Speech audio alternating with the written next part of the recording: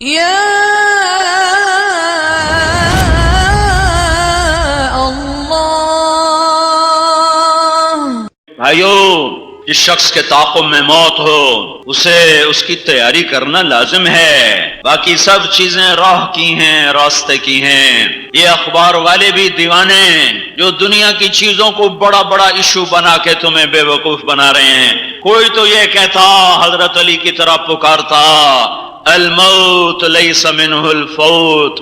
سنو امام علی کی پکار سنو، الموت لیس منہ الفوت، ان اقمتم لہو اخذکم ان فررتم منہ ادرککم۔ اے لوگو، موت سے آج تک کوئی نہ لڑ سکا، موت سے آج تک کوئی نہ جیت سکا۔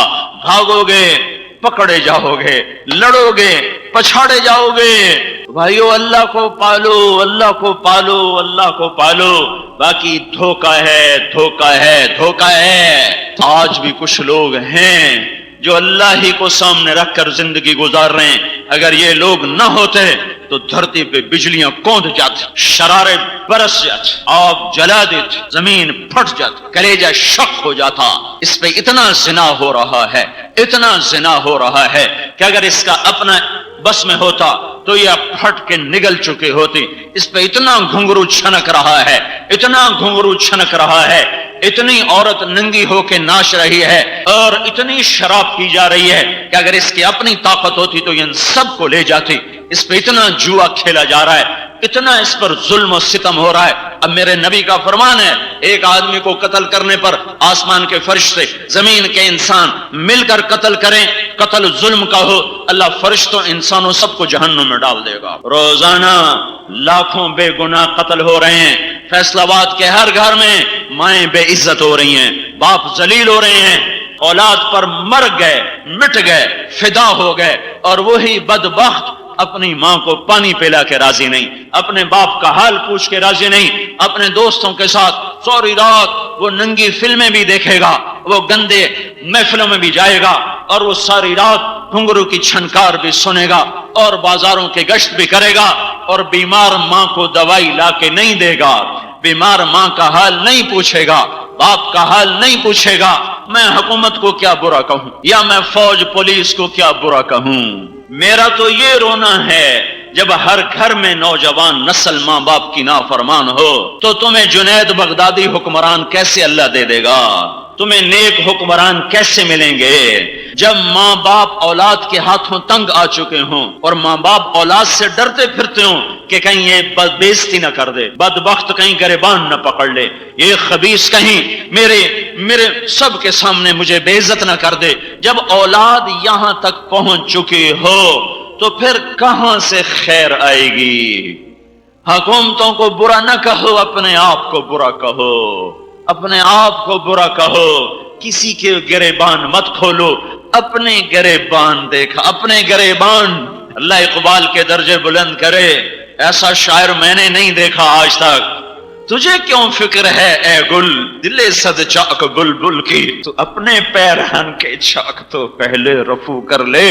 یہ کیا بدبختی کی انتہا ہے، اوروں کے عیب ڈھونڈنا، اس پہ تبصرے کرنا، اس پہ تنقیدیں کرنا، 100 نیکیوں پر ایک برائی دیکھی تو ایک برائی کے بدلے میں 100 نیکیوں پہ کانٹے پھیر دینا۔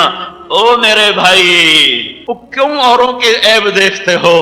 اللہ کی قسم، اللہ کی نظروں میں ذلیل ہو جاؤ گے، 2 ٹکے کے نہیں رہو گے، تمہارے تقوی دھرے رہ جائیں گے، تمہاری دستاریں یہ تمہارے قدموں میں گرا دی جائیں گے، تمہارے نماز کے ماتھے کے نشان یہ تمہیں جہنم سے بچا نہ سکیں گے، تمہاری تسبیحات، تمہارے مراقبے، تمہارا علم، تمہارا تقوی، تمہاری تبلیغ، تمہاری حج، تمہاری زکوٰۃ، تمہارے عمرے، تمہاری تہجد، یہ سب کچھ تمہیں نہ بچا سکے گی اگر تم نے اپنی زبان کو لگام نہ دی، اور اوروں کی عزت سے کھیلنا نہ چھوڑا، اور اوروں کی غیبت نہ چھوڑی، اوروں پر تنقید اور تبصرے نہ چھوڑے۔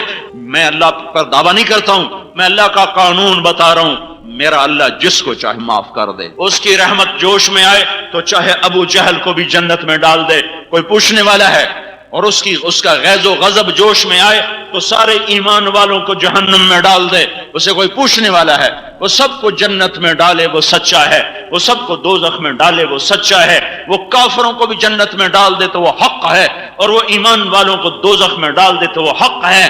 میں اللہ کی ذات کو پابند نہیں کر رہا ہوں، میں اللہ کا قانون بتا رہا ہوں۔ بھائیو میرے نبی سے پوچھا گیا یا رسول اللہ قیامت کب آئے گی؟ آپ نے کہا میرے اللہ کو پتا اور کوئی نہیں جانتا۔ کہا یا رسول اللہ کوئی نشانی تو بتا دیں، کوئی نشانی تو بتائیں۔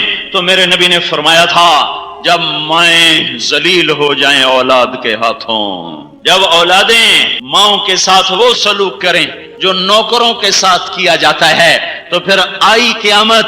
میں اپنے ڈیرے پر بیٹھا تھا، ایک ہمارے ساتھ ایک غریب آدمی رہتا، اس صرف 2 ایکڑ زمین ہے، 2 ایکڑ، رحم دین اس کا نام ہے۔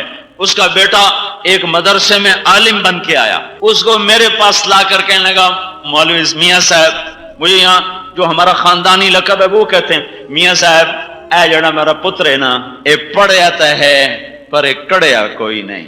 ایسے درد بھرے الفاظ تھے، میں پگھل گیا۔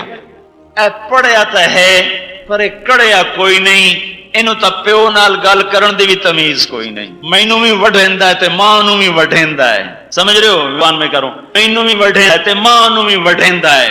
اس کی کیتا ہے مولانا صاحب، میاں صاحب نے کچھ سمجھائو۔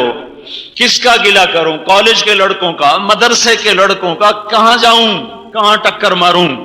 سنو تمہارے مسائل کا حل فوج کے پاس نہیں، حکومت کے پاس نہیں، سیاستدانوں کے پاس نہیں، اللہ کے پاس ہے، اللہ کے پاس ہے، اللہ کے پاس ہے۔ اور اللہ کو پاؤ گے تو یہ کام بنے گا، اور اللہ ملتا ہے جب میں خود اپنے اندر کو بدلنے کی کوشش کروں، میں اپنی ذات میں آپ گم ہو کے دیکھوں۔ اللہ کو پانے کے لیے اب ایک راستہ ہے، ایک اور ایک، وہ ہے حضرت محمد صلی اللہ علیہ وسلم کی پاک ہستی، پاک زندگی، پاک سیرت، پاک نمونہ، پاک قدوہ، وہ سراپا پاک، وہ سراپا نور، وہ سراپا اس کا دین نور، اس کا قرآن نور، وہ اپنی ذات میں نور، وہ روشن ہی روشن، وہ ہر طرف روشنیاں لے کر آیا، سارے کائنات کو روشن کر کے گیا، خود پیڑ پہ پتھر باندھے، دان توڑوائے، ہائے ہائے میں کیسے اس کے صدمات کو بیان کروں۔ اپنا سب کچھ لٹا دیا اس امت پر، سب کچھ قربان کر دیا اس امت پر، کبھی اپنی امت کے لیے اس کا آنسو خشک نہیں ہوا، اس کا رونا بند نہیں ہوا، اس کا تڑپنا بند نہیں ہوا۔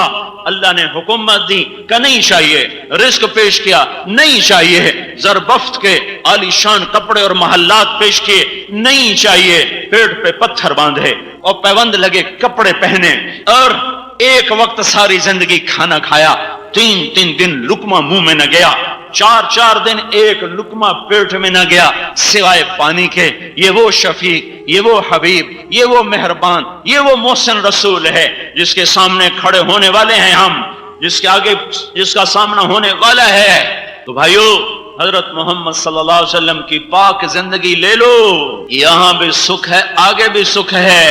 اس کی شفاعت کے بغیر پانی نہیں ملے گا، اس کی شفاعت کے بغیر چھاؤں نہیں ملے گی، اس کی شفاعت کے بغیر حساب نہ ہوگا، اس کی شفاعت کے بغیر پل صراط نہ پار ہوگا، اس کی شفاعت کے بغیر جنت کا در نہ کھلے گا، اس کی شفاعت کے بغیر اندر نہ جا سکو گے۔ کس سے بغاوت کر رہے ہو؟ کس سے ٹکر لے لی ہے؟ اور یہ سب کچھ وہ جانتے ہوئے بھی کہ یہ وہی ہیں جنہوں نے میرے بعد میرے دین کا مذاق کیا اڑایا، پرزے کر کے رکھ دیا۔ رشوت لینے والا کیا کہتا ہے؟ روٹی کی تھکاواں۔ انعامی بانڈ بیچنے والا کیا کہتا ہے؟ روٹی کی تھکاواں۔ جوا کھیلنے والا کیا کہتا ہے؟ ڈھیر سارے پیسے آ جائیں گے، سارا جوا جہان کھیل رہا، میں نے کھیلا تو کیا ہوا؟ چوری کرنے والا کیا کہہ رہا ہے؟ ڈاکہ ڈالنے والا، موبائل بیچنے کے لیے ننگے ہونے والی لڑکی، موبائل بیچنے کے لیے ننگے ہونے والی بچی، ایک موٹر سائیکل بیچنے کے لیے کپڑے اتارنے والی لڑکی، یہ سب کچھ کہاں جا رہا ہے؟ یہ تمہارے نبی کے سینے پہ خنجر نہیں لگ رہے، نیزے لگ رہے ہیں، نیزے جو اس کے سینے کے پار ہو رہے ہیں۔ اور پھر بھی وہ قیامت کے دن میری آپ کی ساری سیاہیاں دیکھے گا، سوری غلاستیں دیکھے گا، کیونکہ اس دن چھپ جانے کا دن نہیں ہے، کھل جانے کا دن ہے۔